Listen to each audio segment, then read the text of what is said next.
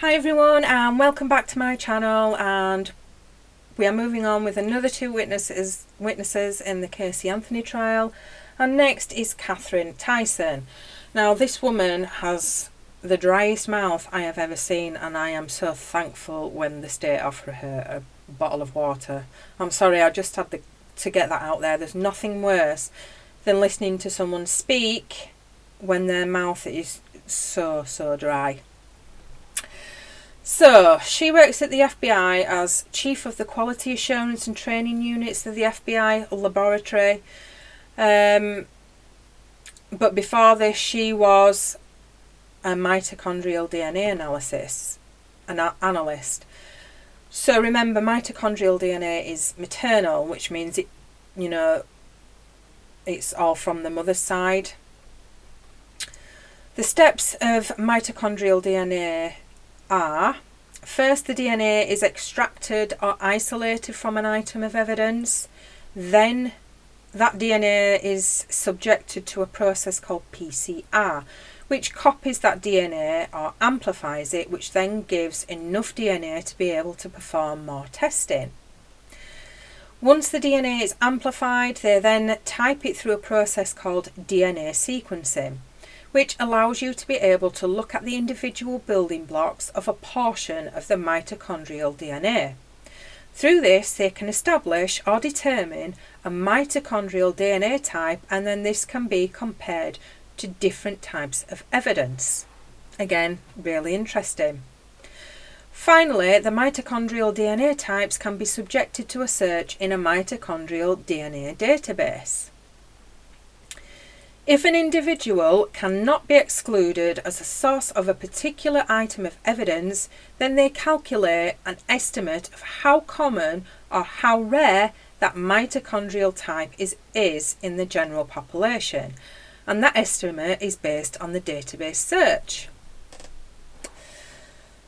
So, mitochondrial DNA is done when nuclear DNA testing isn't possible.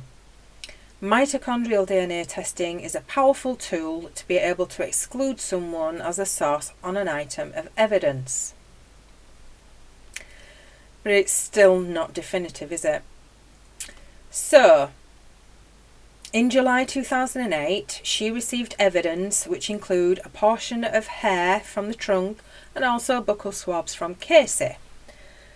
When testing the hair from the trunk, she did get a mitochondrial DNA type from it. The conclusions she came to were that the buccal swab and the hair were the same, so neither Kaylee nor Casey can be excluded from the hair sample. And of course, it would include Cindy, Lee, her mother, grandmother, uncles, all from the mother's side. So, Catherine was also sent the hair mass, and the results were, again, Kaylee could not be excluded as the source coming from the hair mass. So, stuff we already know, but with DNA evidence included, but other people cannot be excluded. So, okay, we move on to the next testimony, which is Elena Burroughs. She's a crime scene investigator with the Orange County Sheriff's Office. Now, I don't know, not very nice, I'd say. She's got a bit of an attitude, this one. So in December of 2008, she helped collect the items of evidence at the scene on Suburban Drive and also at the Anthony's home.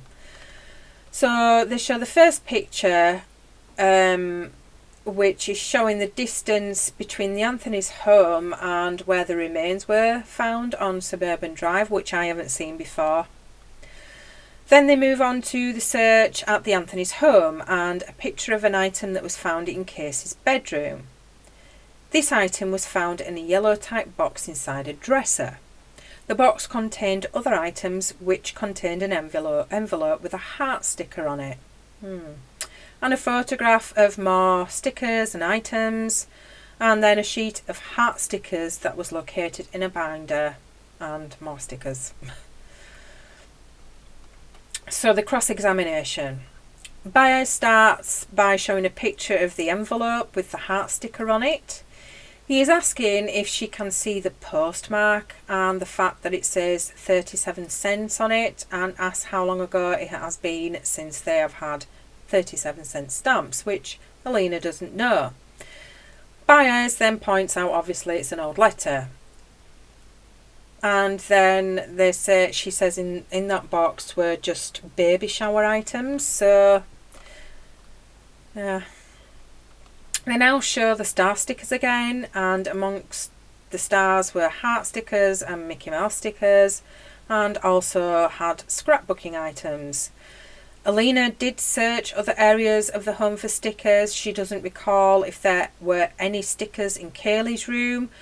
She says there was a scrapbook page and a photograph was taken of this item but wasn't entered into evidence. Alina is asked if any stickers were collected from George and Cindy's room, to which she says no. There is a photograph that hasn't been introduced into evidence yet, which Baez shows to Alina, which has a sticker. I don't know if it's an item that has a sticker on it, but to her knowledge she doesn't know if this evidence was found at the Anthony's home.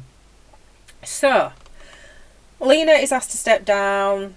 That's the end of her testimony, and then the state offers up evidence that hasn't even been admitted yet, to which Baez quite rightly objects to, because if it had been admitted before, he could have questioned the witness about it. So, excuse me, Alina is brought back in so Baez can question her about this item of evidence. This is the evidence that she didn't previously know about the item that was found in the Anthony's home. She confirms it wasn't an item that was found in Anthony's home. It's not being shown, so I have no clue what it is. So yeah. What can you say? I'll be back with more in the next video. Bye for now.